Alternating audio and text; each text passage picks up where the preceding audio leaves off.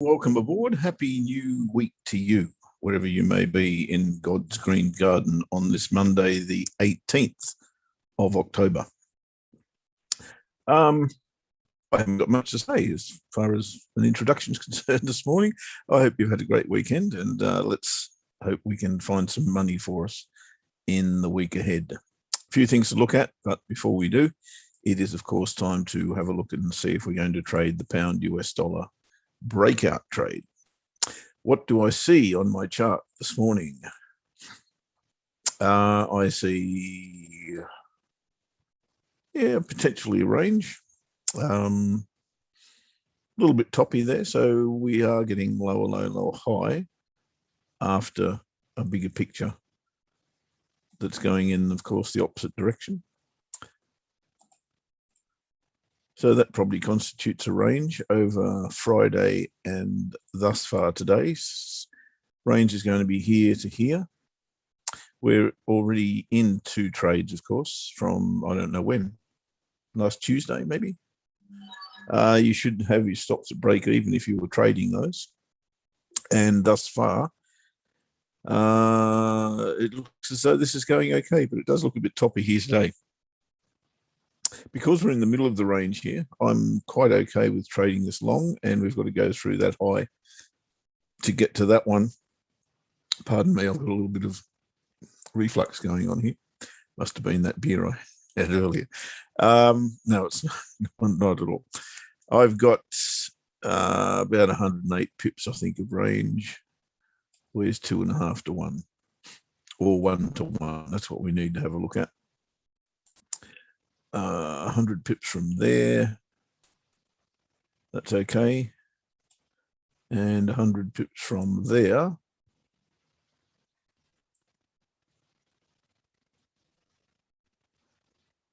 Oh, it's a bit tight on the downside, I'd have to say. But I think we can have a crack. We can micromanage it if it doesn't get to that 100 pips anyway. It probably won't happen in a day, so we'll have plenty of opportunities to, I hope. We shall see. All right, so I'll give you the levels, and I'm not going to put the lines on the chart because we've already got, well, that was TP1 from the first trade we were in, and that was TP1 from the second. So I'll get rid of those because we have hit those. No longer important. We will put new ones on, of course. All right, so entry is going to be 5 pips above the high of the range, which is 1.37726, let's say 1.3773, which means our entry will be at 1.3778. 1.3778 will be the entry for the long, and the stop loss for the long, and therefore the entry for the short will be 3 pips below. That's actually Thursday's low. That's Friday's low. 1.3 and all the sixes. So that will become 1.3663. 1.3663. There we go. I don't have to remember it now. I've written it down. Righto. Now, if you're here for the first time, welcome aboard. But you need to be very much aware that this is a test and not a proven system of trading. So if you are going to follow this, or indeed if you're going to put any money on the table, make sure it is negligible, a negligible amount of money, because that's what I'm doing. 1.3778 is the entry for the long. Stop loss for the long is at 1.3663. And we can place that one. No, we can't. 1.3663, what's going on? Because we've got sell, sorry, that's why. There we go, that should work. And now we do the reverse and make that this time a sell stop. And we don't want that much on the table.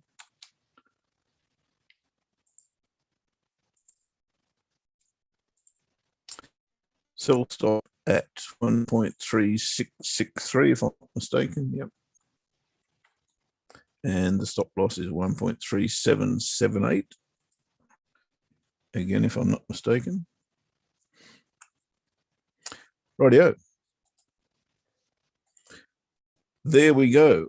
So another potential long going into the market. If this breaks out to the high side, if it breaks out to the low side, then we will have a competing, if you like, short in the market. And our stops, which are at break even for the two longs that we've got in the market, of course, will be under extreme jeopardy. All right, so let's leave well, we won't leave the pound alone. We'll do a bit of analysis on it before we go. My goodness, lines on the chart. Let me get rid of them. So if I'm looking at this analytically or technically, I'm seeing the top of this range here, top of the descending channel, which I'll go a bit wider so you can see in its entirety. A little bit messy there on the daily. Weekly chart is far clearer to me. And obviously when we, may not be obvious to some, but to me, if we're at the bottom of a range and we're looking to range trade, we're looking to trade it to the top, which is up round about where you're looking at that stop loss for the short. That would be a nice little target area, one would think. We'll see how that pans out. So I'll be looking for longs. As I said, does look a little bit toppy, and though it wants to retrace a little bit deeper than it currently has. But the daily pivot may have other ideas. If not, then the weekly pivot probably looks to be the testing material for the next rally, if there is to be one. So if not the daily, then we'll be probably looking for a deep retracement to the weekly on pound US dollar. Of course, you've got to be of the opinion that the US dollar is not going to rally. And if we have a very quick sneak peek at the dollar index, which is there, you can see where we are in between horizontal levels. And this was kind of what I thought might happen. This would go into range. And for the last 2 weeks, we have indeed completed that, well, continued that picture. Why did I think that? Well, we were in between two levels. We were coming off the top, and we kind of got a mirror image happening over here. If I'm completely honest with myself, I'm thinking maybe there's a little bit more downside before this does, if it does, actually go long. We'll see, but I think we're stuck in this little area here for some time, as I said before, and for that reason, I'm okay with going long anything against it at this point. Righto, let's start the week with what indeed was the week watch list. There were 3 game changer bars on offer this week. The first of them was Aussie CAD.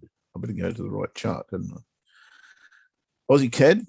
Now, those of you who don't know what I'm talking about in terms of game changer bars, game changer bar is simply what is probably better known as a key reversal bar.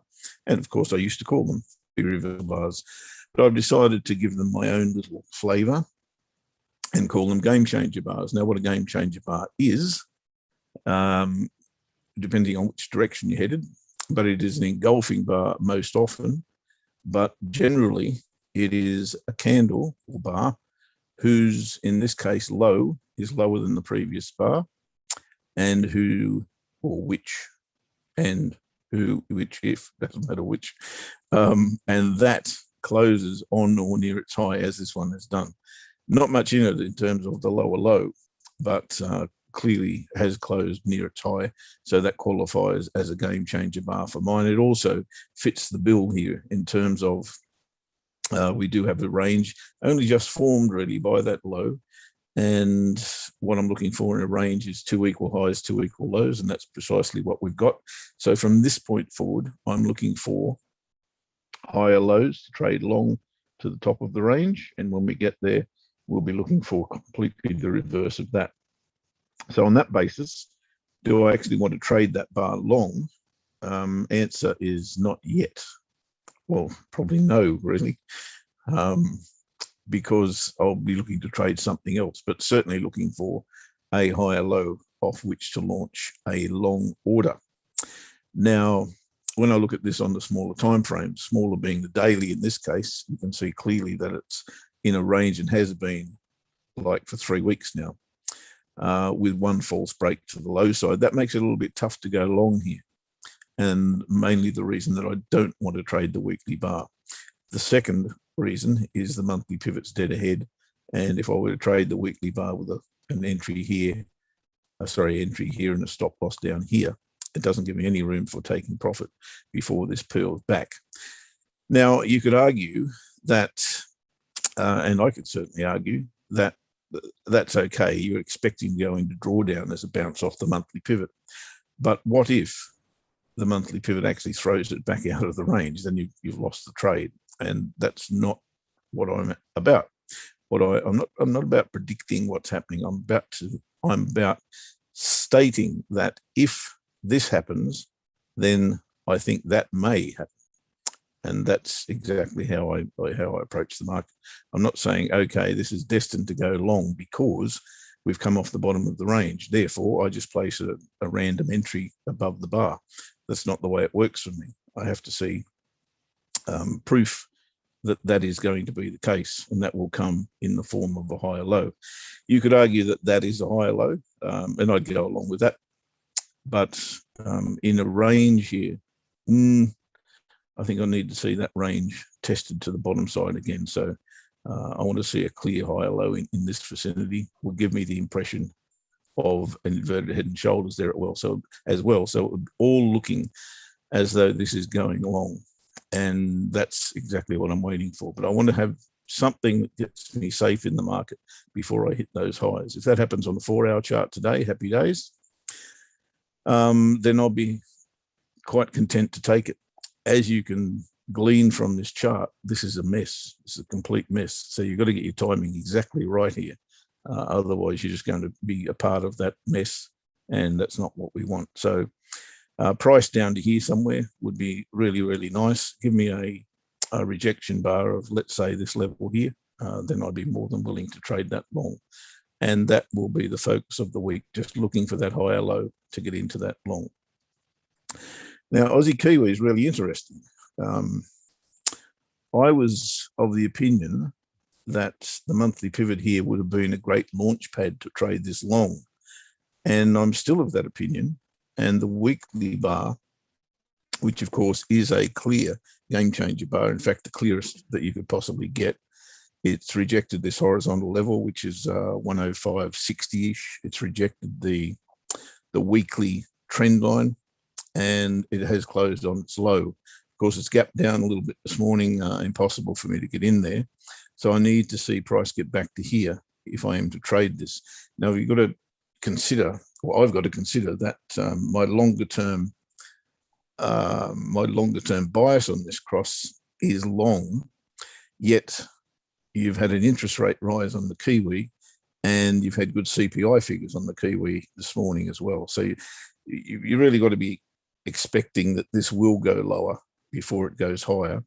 Market hasn't reacted as I thought it might at this point. I'm looking at a weekly chart, of course, but you can see Thursday and Friday's bars just completely obliterated everything that was below it in terms of support.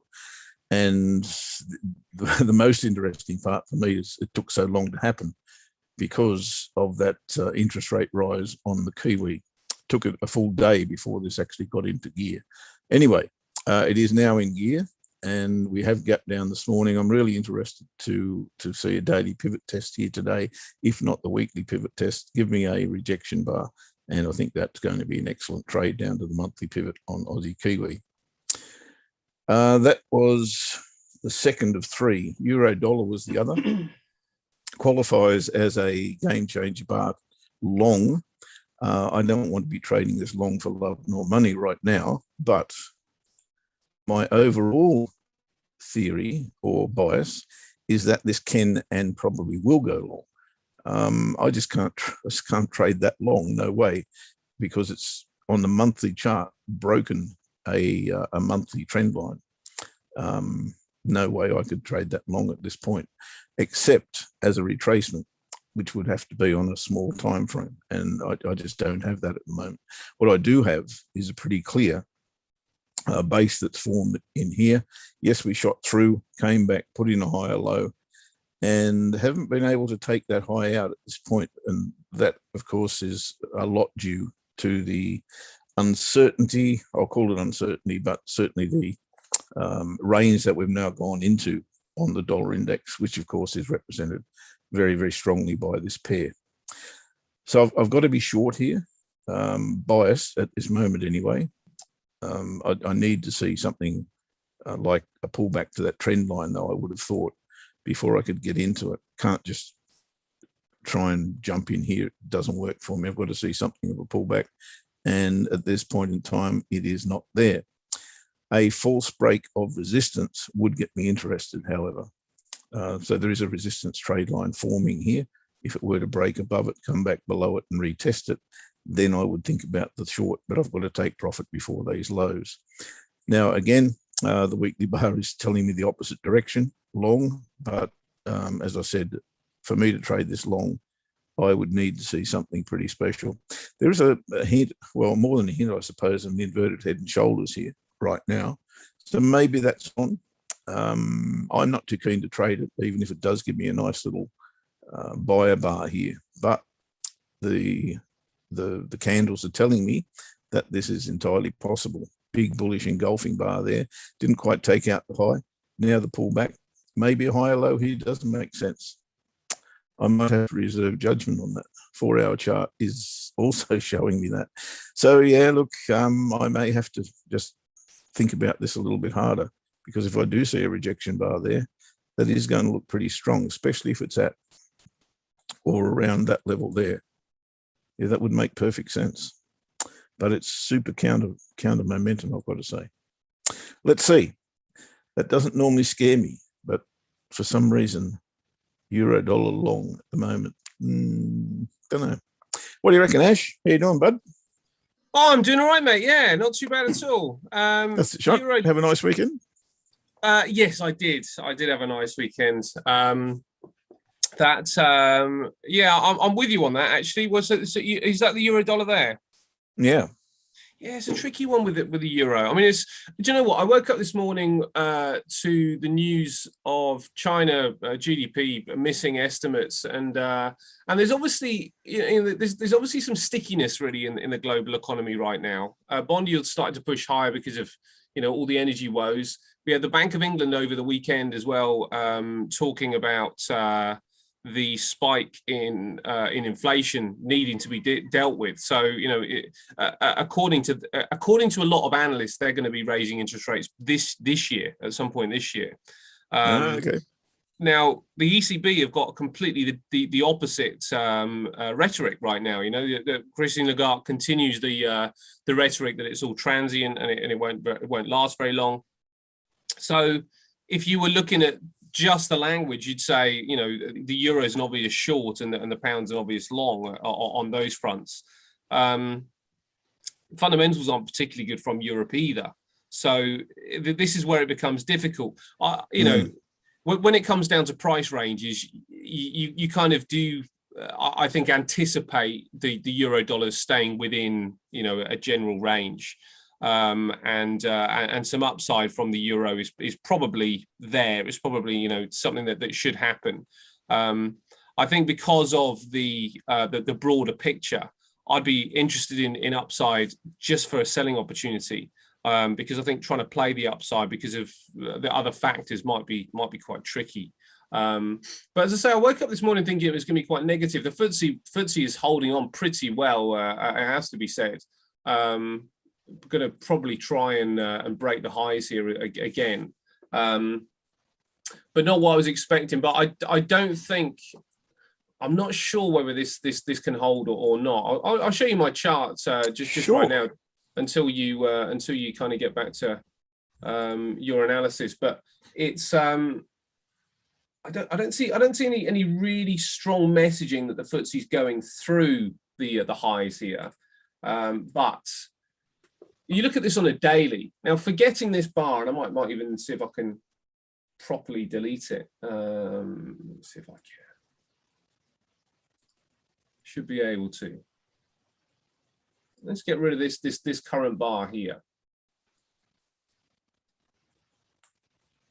Here we go.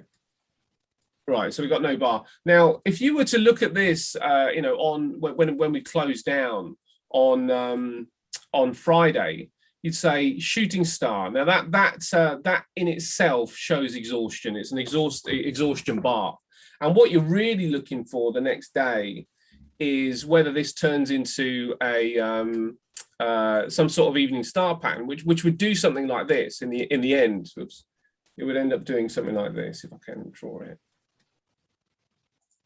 That, and now that would be a really negative sign. So it's classic, really. It's the classic 3-bar pattern where you get a gap to the upside. The gap to the downside is almost better on bar 3. But this is the kind of thing that I would anticipate at the highs. You know, if I saw this 3-bar pattern, then I'd anticipate, in actual fact, it'd be more like this. We get the 3rd bar there. If I saw that 3-bar pattern, that would suggest to me that we're coming down. You know, it would look like this. This bar is kind of it's just suspended in midair, and it doesn't have any foundations. So the market would often collapse at that point. And we've had, I think, numbers this morning that would suggest that could happen. But the market's opened up, and it's pretty confident. You know, Rio Tinto had a bad day on Friday. That's up this morning. BP is just, and Royal Dutch Shell, to put this in context actually about what's going on with the oil story. For quite some time, we've been talking about the fact that Astrazeneca was the biggest company in the FTSE 100 due to COVID, you know, and due to the fact that they're supplying the vaccine. Yep. Royal Dutch Shell has now overtaken them again. So and that's literally over the course of the last month or so. Because the price, the spike in oil really is, it's a strange one. It's a problem. There's no doubt that this has become problematic, which is why we're seeing gold continuing to move lower, with bond yields rising. You know, the bond buyers are just getting out of the bond market, so the yields then start to rise, and we see the VIX having a big hop to the upside as well this morning. So other markets have opened up, you know, particularly in China, but you know, other markets have opened up. You can see the S&P is just a little bit weaker. The Nasdaq is a little bit weaker. The DAX a little bit weaker, but the FTSE actually doing pretty well. You know, it's not showing any red right now, so it is really the outperformer. I would have thought that it would struggle, you know, if the rest of the market is showing signs of weakness, I would have thought it would struggle to get through the highs, and eventually we will see a little bit of weakness. We will see a little bit of a test, but it's not currently, you know, the picture that we've got. And if it does, what happens? Do we get that evening star, which is the 3-bar pattern, and we start moving down to close this gap? Or do we manage to stabilize around these areas? Because the next thing that I'm looking for with a FTSE is for it to actually get to these highs. So even though, you know, there might be a little bit of weakness this morning, I don't think it's going to last very long. You know, I think the FTSE is probably pushing up to these highs here, which doesn't look that big on a monthly chart, but it's another 3%. To the upside. So the FTSE is shrugging off a lot of the issues that the other markets seem to be more concerned with. Andrew Bailey talking about. Yeah, wait. Sorry, whilst you're still on the FTSE, and you did mention AstraZeneca has been overtaken. I can't remember by whom or what. By Shell. But by Shell, right? Yeah. Okay, oil's going nuts. Yeah. The AstraZeneca story is interesting, and I don't know worldwide what the story is, but how about in Britain in terms of its market share in COVID vaccinations? Because the reason I ask is they have ceased, not yet. They are not continuing to produce AstraZeneca here in Australia, and I'm wondering if that's going to be a worldwide thing, and therefore AstraZeneca may come off rather markedly, one would think. I think that's a fascinating point because, you know, if we're looking at shares that have done really well, you know, during this period, obviously vaccine makers have done, you know, some of the best. So the likes of AstraZeneca. I remember Ocado. We were talking about Ocado quite early on in the pictures, as well as a food delivery company. We talked about Netflix as a company that was able to provide entertainment for people staying at home. And when you're looking at those booms and the catalyst of those booms being something which is ultimately transitory, you know, that the COVID will be sorted out at some point. I very much doubt it's going to be able to rage at quite the same level for the rest of time. So what happens to those particular companies? Now, Netflix has managed to move on to a new story because Netflix have now got the Squid Games, which is you know, a program which had a very, very low budget for production. Clearly. And, what's that, sorry? I said clearly. Yeah. Well, I haven't seen. Have you seen it? I have, and Okay. I'm stunned. I'm stunned as to why it's so popular. Yeah, I mean, I haven't seen it, and I've only really been made aware of it because a friend of mine was talking about it the other day, and it was somebody had it in our Saturday quiz, and now Bloomberg is starting to talk about it. So I haven't seen it, but you know, there's no question that Netflix have done incredibly well out of it. So the baton's been charged, if you like, away from COVID, and now they're providing extra products. So if you were to take that same philosophy of what would have to happen with AstraZeneca to continue to, you know, people utilizing their products, then they'd have to move into a new drug. You know, they'd have to say, and we've got this, and we've got that, and we've got this. You know, we've got all these different cures coming out. Now, I know they are moving into, you know, some other areas, but they're not headline grabbing like COVID. And then you couple in the fact that you're talking about, you know, it may be being one of the less popular COVID-19 treatments as well. I was kind of holding out getting a vaccine for a long, long time.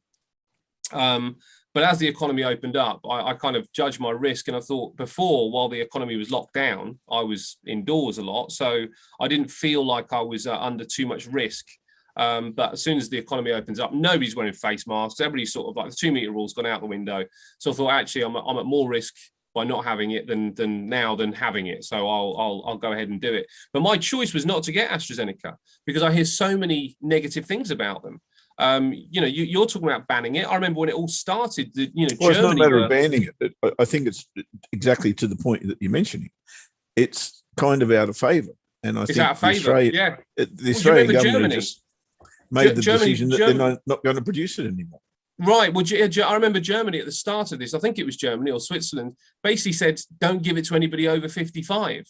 So it had negativity from the get-go. And my point is, if you were looking for a short, if this thing does start to level out, you know, same with the airlines, you know, the airline industry you'd think would start to pick up. You know, there's other factors at play now for those poor buggers because they've got oil, you know, to try and now figure out how they're going to price that into their profit line, which is you know, it's just for the airline industry, it just seems like a kick in the teeth after another kick in the teeth. But you look at AstraZeneca and go, actually, if you're looking for a short to rebalance a portfolio, they may well be a candidate after such a huge run to the upside off the back of a product which may not be quite as useful as it was 2 years ago or a year and a half. Makes sense to me. Yeah. But Royal Dutch Shell booming to the upside and BP booming to the upside, and that is because of the huge moves that we've seen with oil. So only $3 off 88, mate. What's that, buddy? I think it's only $3 off 88, isn't it? Yeah, I mean, my WTI futures, I think you're probably looking at something different to me. So let me just see what the WTI. I was looking at XTI, I think. XTI. Let's plan. Oh no, it's $5 off 83 bucks. Okay, yeah. I mean, I've got the 83, but my WTI futures, I don't know if they're even. Oh yeah, they are moving. They're currently at 82.40. but regardless, this is booming, isn't it? I mean, it's just not coming back. And it's had some pretty nice corrections, I suppose, for people to hop on board, but this seems to be a buy the dip scenario that nobody is letting go of. So I guess we'll have to wait and see what it is that's going to turn the oil market around. And I guess that's when you start going, okay, well, now we look at BP and we look at Shell for a potential selling opportunity, because both those products, I mean, certainly BP, I think, is up about 40% in the last few weeks. So it has just climbed and climbed and climbed off the back of the oil story. And then if we look at Bitcoin as well, the story of the ETF being launched, Bitcoin getting very, very close to its all-time highs, and a little gap down because it tends to have some jiggery pokery over the weekend, and it's continuing to push. I guess the big question for for anybody looking at Bitcoin is, does this become a buy the rumor, sell the news, or does this actually bring Bitcoin so far into the new realm of institutional involvement that Bitcoin can do nothing now but go and test that 100,000 mark, because it's certainly now starting to garner some positive, I suppose, some positive interaction. And now the SEC have passed that ETF. I mean, that does change the game pretty significantly. Well, it's interesting how quickly it's come back now, isn't it? I mean, what's that? Since it fell, Bitcoin. Since it sold off, yes. Yeah. It was pretty much a V-shaped recovery. Yeah, 3 months has doubled in price, and I suppose that's the big nervousness, that institutes and I suppose particularly central bankers have got about this as an asset class. And I've got shares in a mining company, shares in a company that mine Bitcoin, but I haven't actually got Bitcoin itself. And if I'm honest, when I look at this kind of thing, it's a bit like somebody's made the analogy the other day when they were sort of like talking about the fact that you might have a great product, but where is it in its cycle? Because it's a bit like asking Mo Farah to run around to go and do a marathon and win it, and then go and do it again. I know Bitcoin's a little bit different to that, but it does feel like you're kind of constantly asking Bitcoin to go and run another marathon, and go and run another marathon. So it's a difficult one to love at these prices, in my opinion, mate. But that's not to say I think it's coming down by any stretch. But I would be reticent to want to buy it up here. Well, I mean, as people who have been trading markets for a long, long time, you're not going to buy it there. Full stop. No, it's been there. It's been there once in history. Yeah. How can you buy it there? It's not possible. Yeah, absolutely. But I think that a lot of people. Yes. Well, that's the thing. Yeah, because I suppose if it goes through and then comes back, then you might be a bit more keen. But different story. Yeah. But it's a fascinating one, isn't it? And I envy all those people that managed to get into Bitcoin 5, 6, 7 years ago. No, I don't really envy them here, if I'm honest. I mean, I'm just amazing. Trying to think of the last time I bought something at $60,000. Yeah. Nah. Yeah. Pretty sure it doesn't. But this is the thing, isn't it? No, I meant in the markets. In the markets, yeah, but this is the price of a house. Done some bamboo to buy a Bitcoin. I mean, you could buy. I'm not sure if you could buy a property in the UK. You could probably buy a flat somewhere up north in the UK for 60 grand. I'm pretty sure you could. But that's the craziness of it. That it costs as much as a luxury car or a property in certain parts of the world. So yeah, I mean, it's as I say, I'm envious of all the people that got in 7 years ago on this particular run. But it will continue to be a fascinating story, and it will continue to really, I think, be a fascinating story to see how it manages to continue to interact with the rest of the finance, not the rest of the financial market, and the likes of the central banks and the powers that be like that. So just we'll keep our eye on it.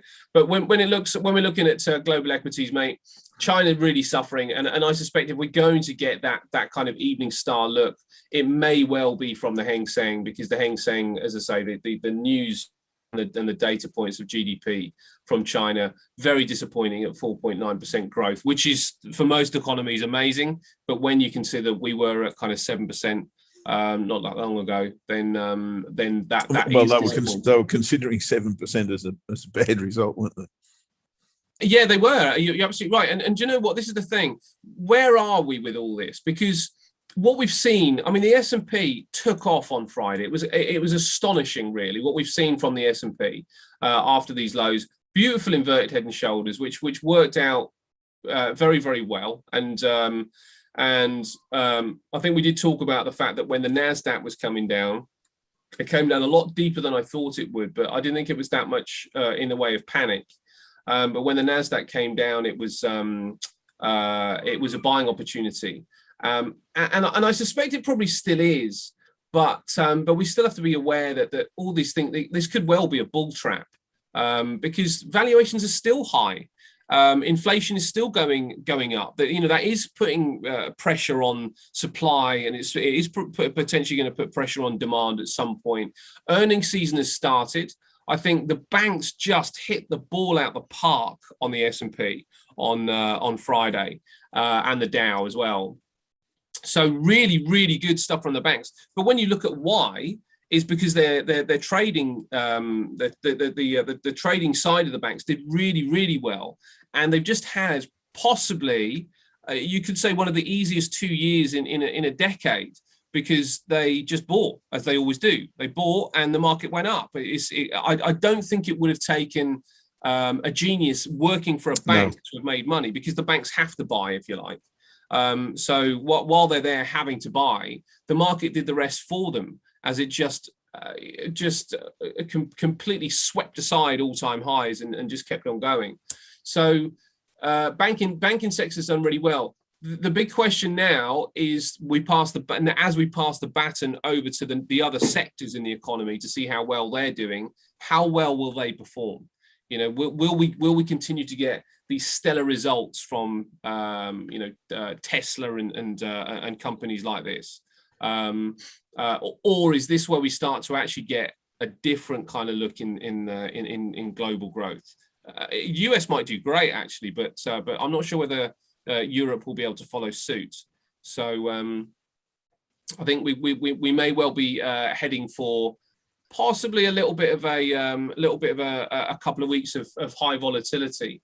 And if you were to extend this particular pattern out, you might well be looking and saying it could actually become that this is the left shoulder here, this is the right shoulder here, and if that, sorry, that's the head there. And if that's the case, then as you measure it, then what we get is to the middle, it's around about 42 days.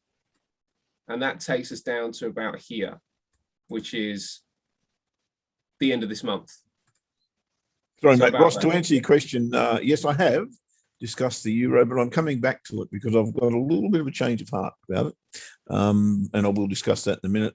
And Ross is also asking you, Ash, or stating that as in Australia's mining stocks, took a hit on Friday due to the government and the opposition having little arguments over emissions. And that's fair. Yeah, that is true, Ross. And couple that with the fact that Rio Tinto's profit, and I'm watching Rio Tinto because of it's part of the FTSE 100. Rio Tinto disappointed. So it's not only about the regulations or some of the headlines from the governments. It's also that actually they haven't performed very well. So that's something else to consider. When we're sort of like looking at these prices continuing to push higher, and the banks outperformed, it doesn't mean that they're all going to do that. And I suppose that's what we're waiting for now. What does the rest of the market do during this particular earnings season? Because earnings season is a fascinating point to be in the market. If it underperforms across the board from here on in, with inflation woes and inflation worries and central banks talking about interest rate rises, then this would start to look like a bull trap. Where people sort of like, that they get overconfident again off one sector's headline. They jump into the market and actually it turns it all on its head and it flips them up. So my real kind of direction here is, or my real counsel here is, be very, very careful where we are right now, because it still looks to me like it could be a head and shoulders pattern just about to form. I'm not saying it will, but this, if that was the case, this is looking like the high, and we could get that. Interesting, very interesting. And Ross can remember when Stuart at Indo-Suez, or Suez, if you like, sold the pound one night when it hit $2 against the dollar, and he said, if it's got a 2 in front of it, sell the bloody thing. yeah, absolutely. Well, it's currently obviously not got a 2 in front of it. The pound versus the dollar is at 1. No, it's a fair way off that. Yeah. So we got a little while to go yet. But just a bit of caution, mate. Just a bit of caution. Actually making trading a little bit tricky today. I'm not even sure whether, we do need to talk about the fact that it's not all about this as well. It's also about what happens this week. What are we anticipating this week? And if we do look through the news events, then not a lot going on today. This is the number I was talking about. GDP 4.9% after a previous at 7.9, so nearly 8%. I mean, it's nearly halved, quarter on quarter. Resale sales though did bring some joy, 4.4% from 2.5%. So this is obviously a much better number. Unemployment rate dropping as well. So GDP being lagging, it might well be. I know these are slightly lagging as well, but not quite as much. Maybe that's maybe we're through the worst of that. Then not a lot really today. Not a lot that will necessarily drive the market. I think you didn't have the Kiwi news on there. That was probably the headline act for me today. That was an inflation thing as well, wasn't it? Mm. Yeah. And on top of the interest rate rise last week, it's very difficult not to be bullish the Kiwi. Yeah, it's a tricky one, the Kiwi, mate. I mean, there's a few you're not, are you? You were saying last week with the interest rate rise. Yeah, I'm not convinced. I'm just not convinced about the New Zealand economy, and I think that what might well happen is that it depends if it's been priced in. I don't think the Kiwi has got the room to go again. I mean, they may well be talking about it, and I could be completely off the bat. But I just don't think they're going to be moving after this one. So if the current one's priced in, I just don't see the bullish. I don't see the bullish reason to I don't see the sentiment being bullish enough for me to get in. So if you listen to Julian last night, he's astounded that the RBNZ would raise interest rates in the middle of a pandemic. So yeah. He's there, got his finger on the pulse, and knows a whole lot more about it than I do. So I guess on balance, I'm probably just need to be a little bit cautious if I'm bullish to Kiwi. Yeah, I think so, mate. I mean, you look at some of these others. I think the Aussie, I definitely see the case for that. Not a whole bunch out. We got unemployment numbers again on Thursday from the United States, which might well be the another particular mover. Lots of PMIs as well this week. I think it is kind of week 3 syndrome this week, and because there's nothing standout that is going to probably change direction. Might well see some jitters in the market, but I think that's pretty much all we've got for the week, mate. But maybe a little bit negative, slightly negative today, but I do think it could be a tricky week to be taking positions that you're going to hold on to. Okay, and it is Monday, so we got to come up with the trade of the week, which we'll do very shortly. I'll take another look at this euro. Should I? Let's take another look at the euro. Yeah. Okay. I'll dig deeper into the euro here and see what I come up with. The biggest thing, in my opinion, is not so much the euro itself, but what's on the other side of it? And that, of course, is we're talking about the US dollar, and there's the US dollar index. And as we discussed a couple of weeks ago, I believe that this was going to hang around in here for quite some time, and I think that's still the case. I think we'll probably test this level and bounce back to this one, and so on and so forth, until something gives. And part of the reason I say that is because of what happened over this side. Now, I'm a massive symmetry trader, and what I see on this side, I expect to see on that side to a degree. And that so far is panning out just about to the letter here. And that's why I figured this would hold price up, this level, which is 94.60. So that's why this little area here is why I'm expecting price to hang around here for a little bit. You can count the candles if you want and try and work out when that's going to break out of there. That's fine. That's not something that I do, but something that I should do is take a very, very good look at that. So I don't see anything, being concrete here in terms of a direction. And as I said before, that's why I'm prepared probably to trade it in either direction, the euro versus the dollar, of course, which the US dollar index is a major part of. So when I look at this chart, it's pound US dollar. It's not going to tell me one little thing about the euro, but this one will. And let me get rid of this channel if I can. There we go. So I need to know what the big picture's telling me. And the bigger picture has for ages been telling me this.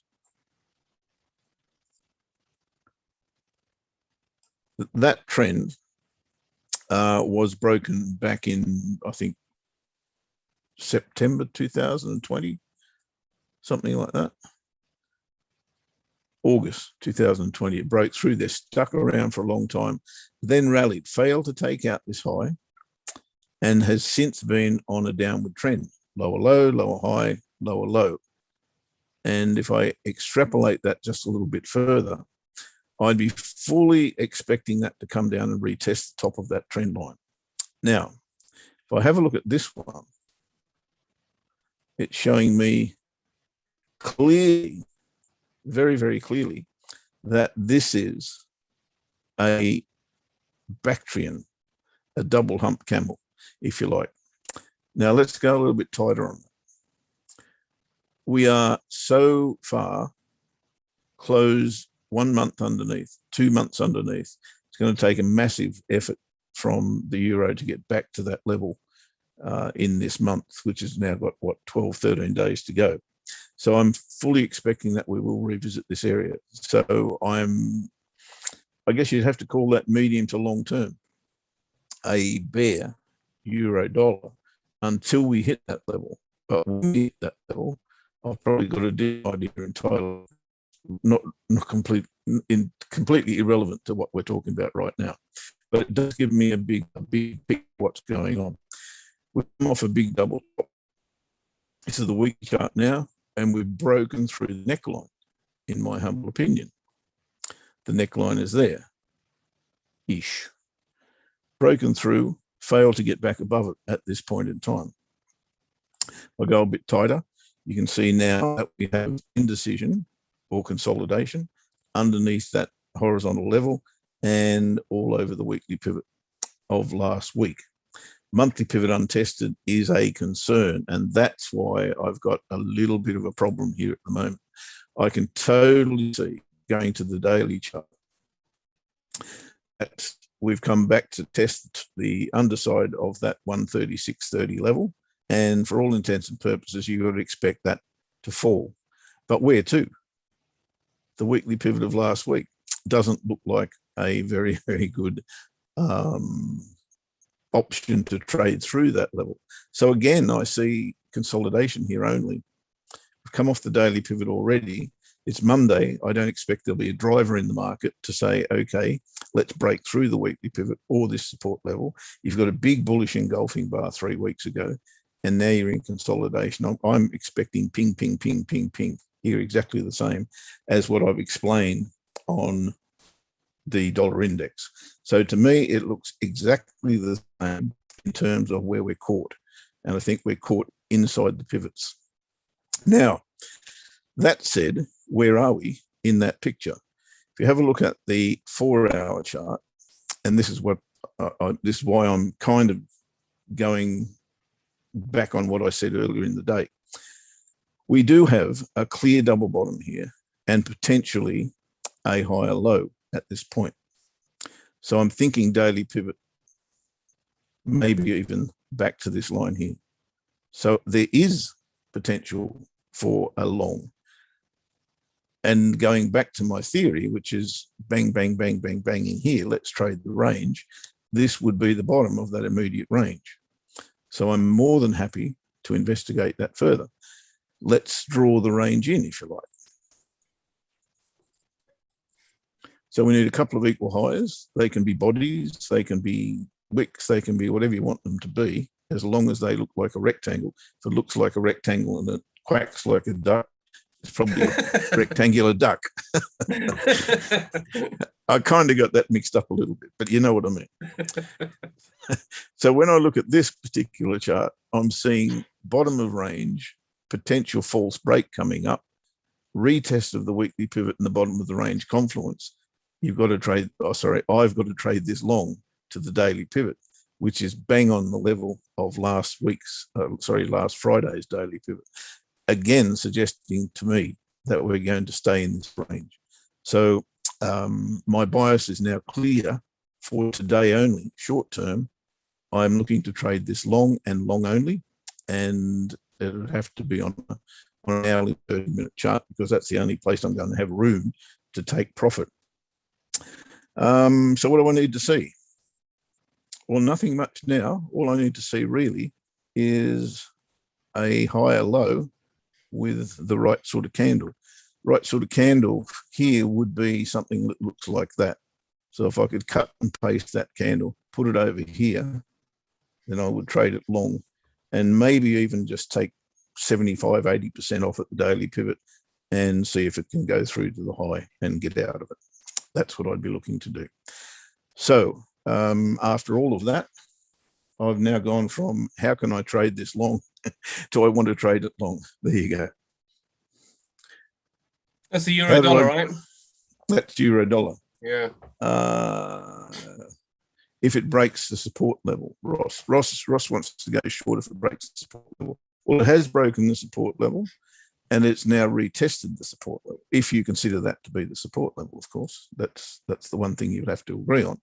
I can't see any other stronger support level on the chart than that one right now. So the break and retest here is interesting. If you're a fan of trading breaks of levels with reversal, but not reversal bars. What do they call these things? Rejection bars. Yeah, and I suppose, mate, you'd be looking for it to at least test an area, wouldn't you? And you know that huge inverted head and shoulders does suggest you've got a pattern to go long. It's just very difficult with the euro, just because, as I say, like Christine Lagarde just doesn't. It's just not keen. She's not keen on talking up this inflation story at all. And that's just making it a difficult currency to kind of love.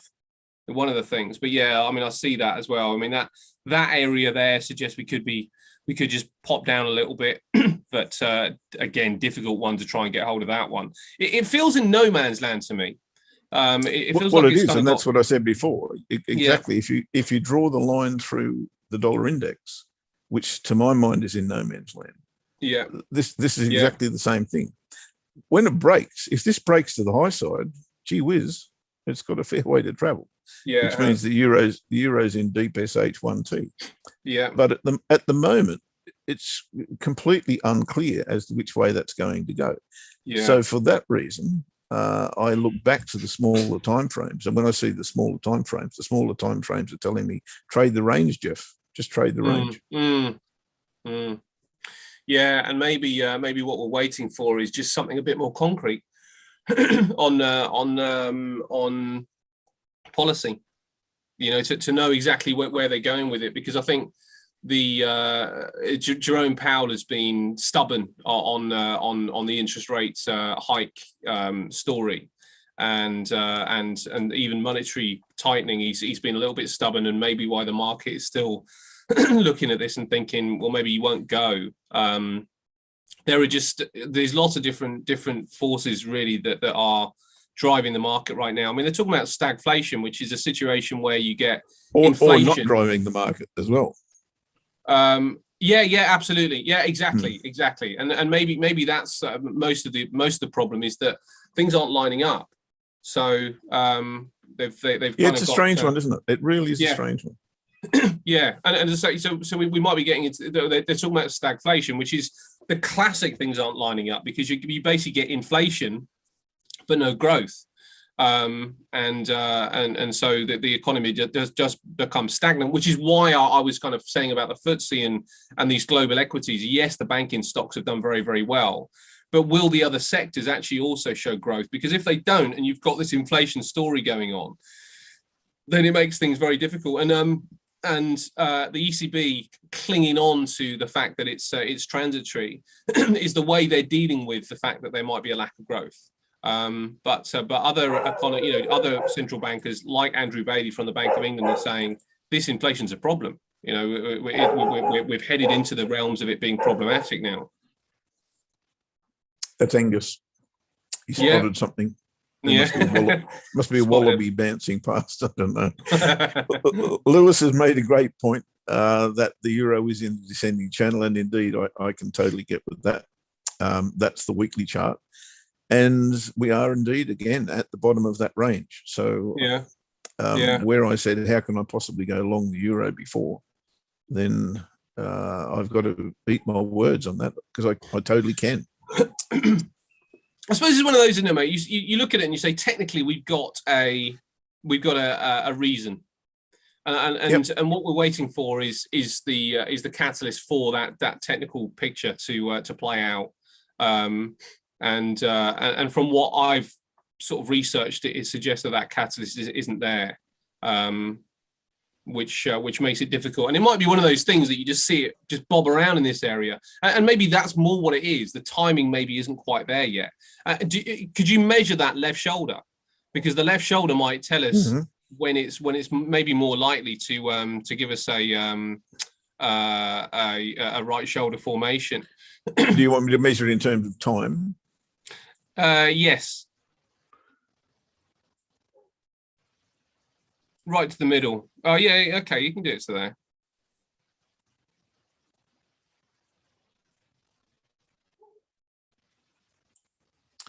So you're looking at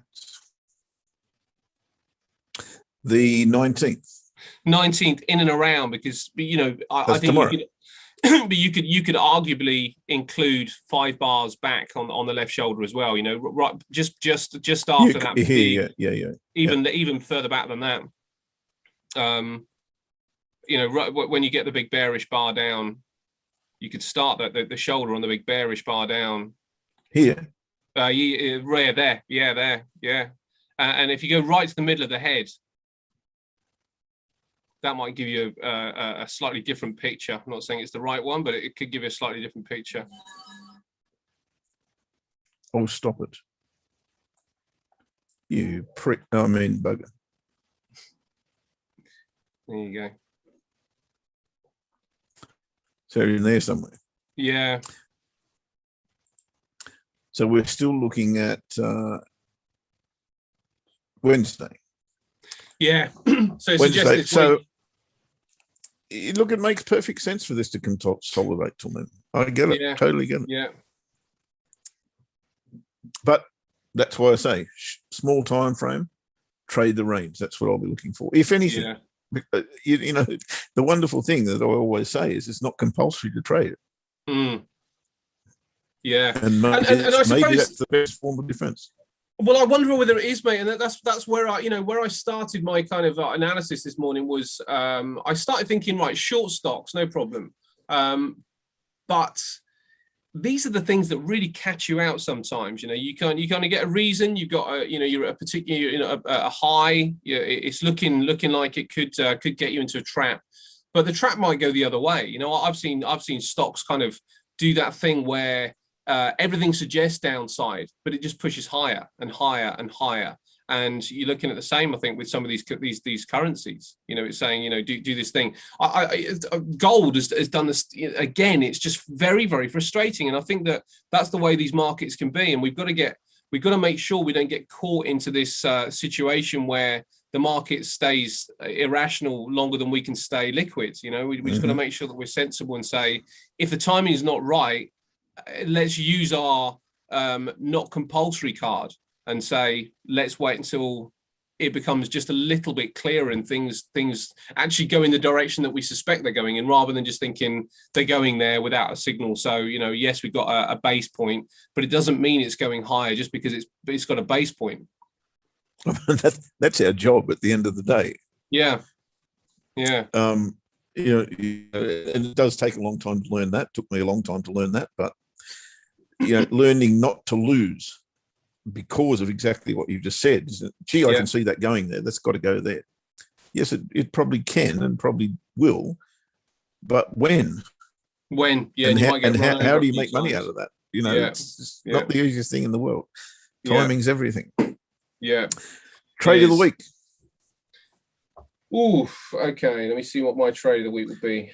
While you're having a look at that, I'll answer Ross. Ross, what trend line, mate? Was it on the monthly chart?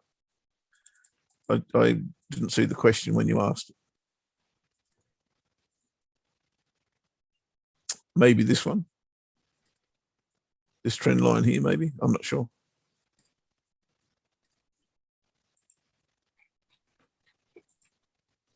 Okay.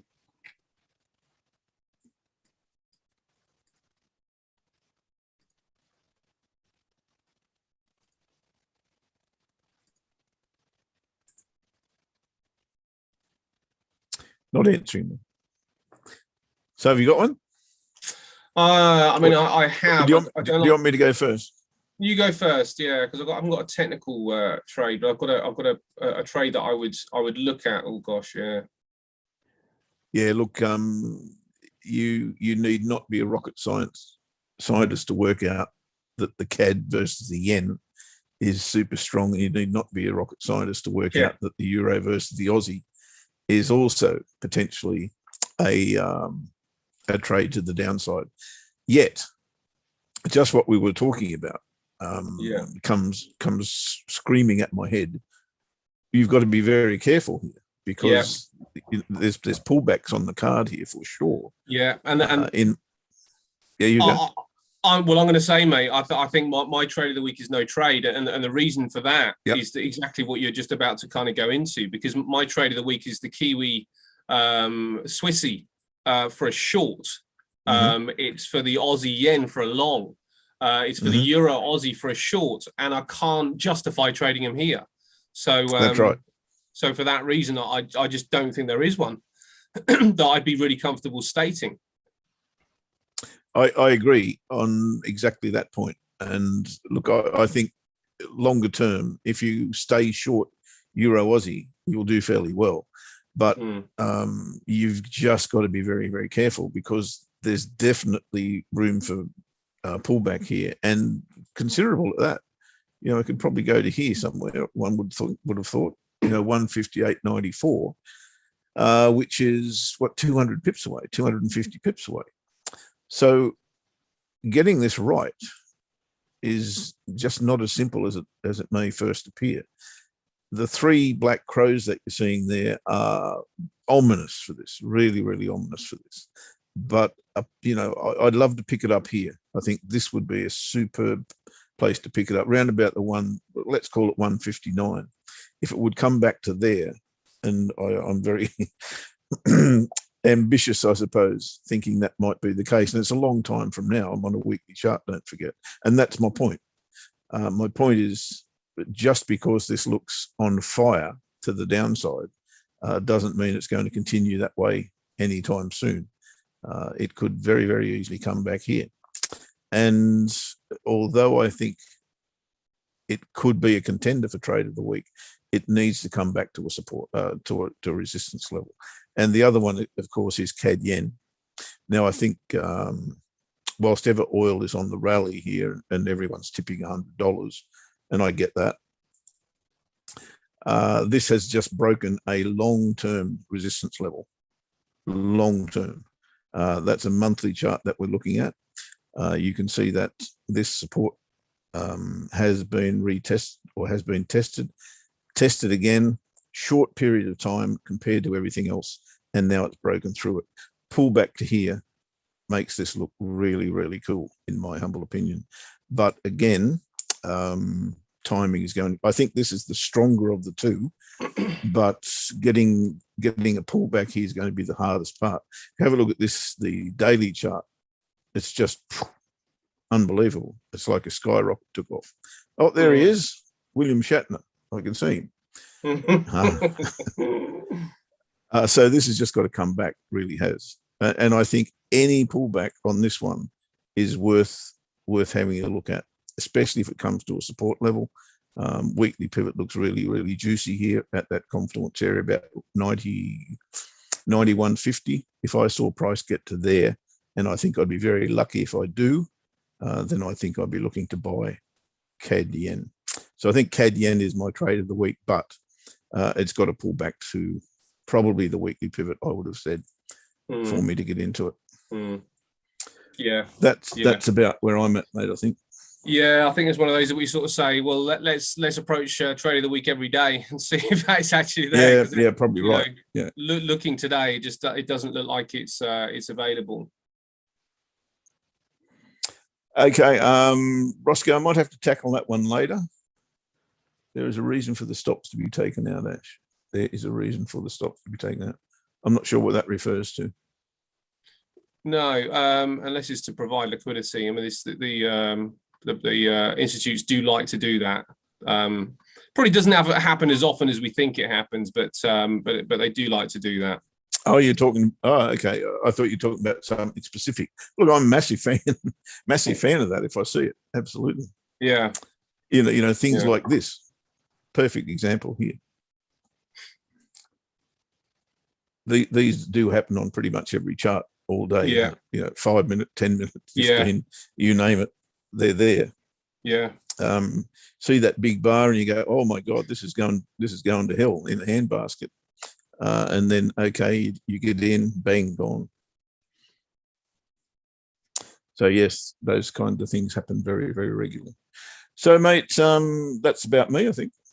Yeah, me too, mate. Me too. I think just I suppose just the general messaging for me is just be really careful trading today. I think it's a tricky one because the market exploded so much at the end of last week, and you can kind of get caught in the euphoria and start thinking, right, let's go.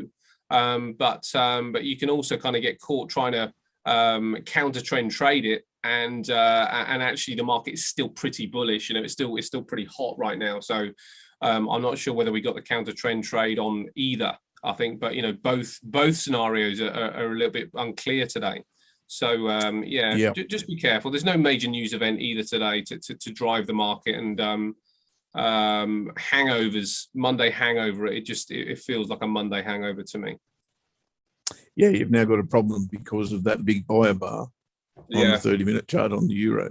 I can't trade a pullback now. I'd have to wait until we got a few seller bars and then put in the higher low here, the higher low based on this low, of course. So I'd have to wait on this for probably 2 or 3 hours before I look to trade it. And in that time, it could simply go and take away the edge being, of course, the daily pivot. So there you go. Yeah. It's a Monday after all. It is Monday, and it's still the first session. Yep, got it. Right, bud. You can have tomorrow off, and I'll have Wednesday off, and we'll catch up on Thursday. Yeah, that sounds good. And have a good week. Yeah, have a good week. Thanks everybody to being involved. Thank you to you, Angel, as well. Thank you to you, mate, for your insights. And I will see you on Thursday. You betcha. Thanks for being our trading buddies, everyone. We'll catch you, or Ash and I will catch you with George tomorrow. Ash will catch you with Ainsley on Wednesday, and hopefully you guys can be there then. Again, thanks for being our trading buddies.